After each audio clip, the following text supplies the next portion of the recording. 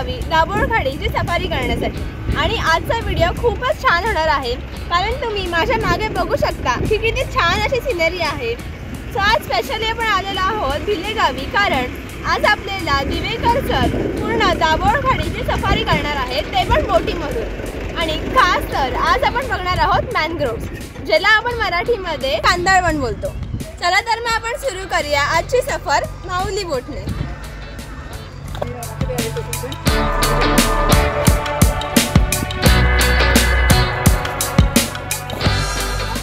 Safety हे मस्तच आहे आणि ते सुद्धा आपल्याला इथे असे लाईफ जॅकेट दिले जातात, तर आम्ही सगळे ते वेअर करतो।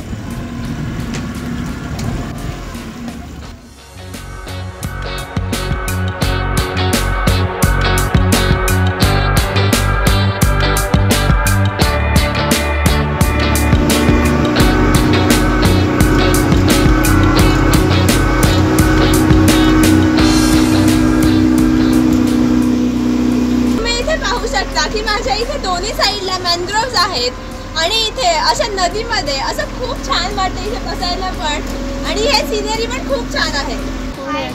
आणि इथे पण आपल्याला बघू शकता की इथे पानकावळे आहेत।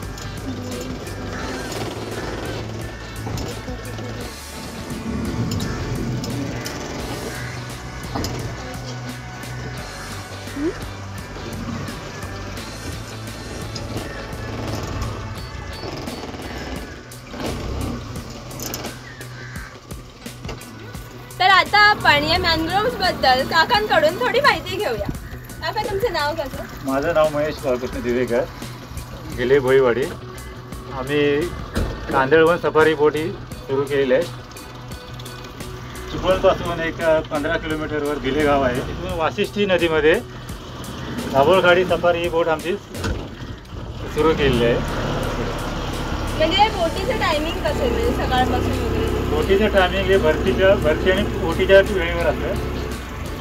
तसं तुम्ही सकाळी 8 वाजल्यापासून संध्याकाळी सूर्यास्तापर्यंत येऊ शकता। आणि तुम्ही किती, म्हणजे कधीपासून ते बोटीचं सगळं सुरू आहे आपल्या कांदळवनचं? आमच्या शासनाचे परमिशन पूर्ण जानेवारीपासून सुरू, परमिशन ओके पूर्ण झाले।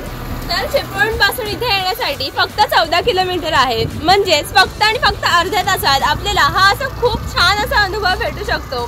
तर आणि हे कांदळवन हे वाशिष्ठी नदीच्या किनाऱ्यावरच आहे, तर तुम्ही पण इथे एकदा नक्की व्हिजिट द्या। इथे यायच्या आधी तुम्ही एकदा दिवेकर काकांना नक्की कॉन्टॅक्ट करा।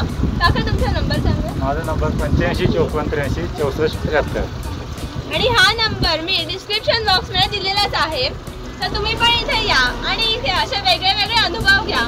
जसे की इथे क्रोकोडाईल सफारी आहे, आपल्याला असे वेगळे वेगळे पक्षी पण इथे बघायला भेटतात, त्या पक्ष्यांचा आवाज ऐकायला भेटतो आणि असे खूप असे छान असे नजारा पण बघायला भेटतो। आणि निसर्गरम्य असं ठिकाण आहे हे, तर तुम्ही पण एकदा इथे नक्की व्हिजिट द्या।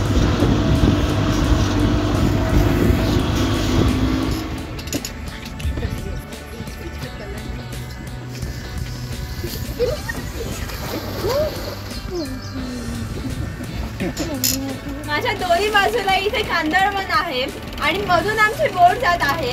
इतकं सुंदर वाटतं हे अनुभव घेण्यासाठी, तर तुम्ही पण हा अनुभव एकदा नक्की अनुभव। माझ्या पाठी त्या झाडावर बघू शकता की किती असे बॅट्स बसलेले आहेत त्या झाडावर, त्यालाच आपण मराठीमध्ये वटवाघूळ असं पण म्हणतो।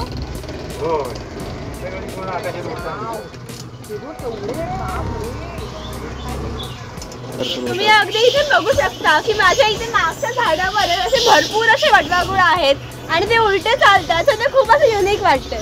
ते पण आवाज आहे बघ, इथे पण येत आतमध्ये ते बघ, उलटे चालतात ते। अरे ते उलटेच चालतात, ते बघ वटवाघूळ उलटे चालतात, ते तसेच चालतात पण उलटेच चालतात।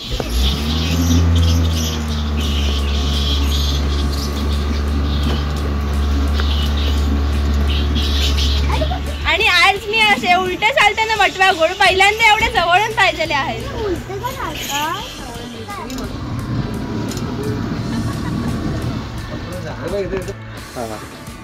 शेंग आहे कांदळवनाची, ती मी आता तुम्हाला काढून दाखवते।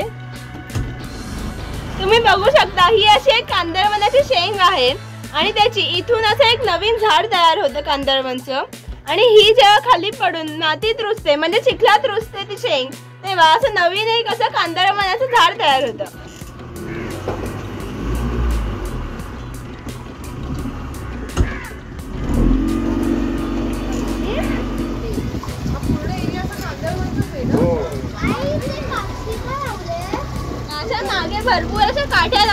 आहेत त्या कशासाठी लावल्या आहेत त्या आपण काकांना विचारूया. काका ते पाठच्या काठ्या कशासाठी त्याच्या आहेत? काठ्या दिसत आहेत ना, त्याला वाण असे म्हणतात. ओटीच्या पाण्याला ओटी असते त्यावेळी ते चिखलामध्ये पूर्ण जाळं पुरलं जातं आणि भरतीच्या पाण्याला ते उठवलं जातं. या पूर्ण रिंगमध्ये जेवढे मासे असतील ते अटकले जातात. मग ओटीचे पाणी जे होते त्यानंतर ते पकडले जातात. त्याला वाणाची मासेमारी म्हणतात. काका इथे असे कोणते कोणते मासे मिळतात?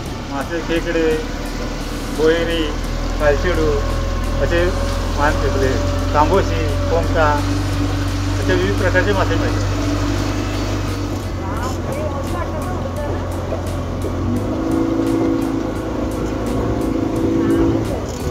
तुम्ही माझ्या मागे इथे बघू शकता की इथे दोन नद्यांचा म्हणजे वाशिष्ठी नदीचा आणि जगपुडी नदीचा संगम होतो.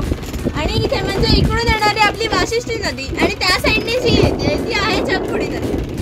या दोन्ही नद्या मिळून दाभोळ खाडीला मिळतात आणि त्या साईडला आहे ती म्हणजे दाभोळ खाडी. आणि ते इथे पुढे आहे ते आहे दिवापेठ. इथे माझ्या मागे दिवापेठ आहे आणि इथे पांडवकालीन विहिरी सुद्धा इथे शिलालेख लिहिलेले सुद्धा आहेत दगडावर. जर का दिवापेठ बघायचा असेल तर आपण याच बोटीने इथे जाऊ शकतो.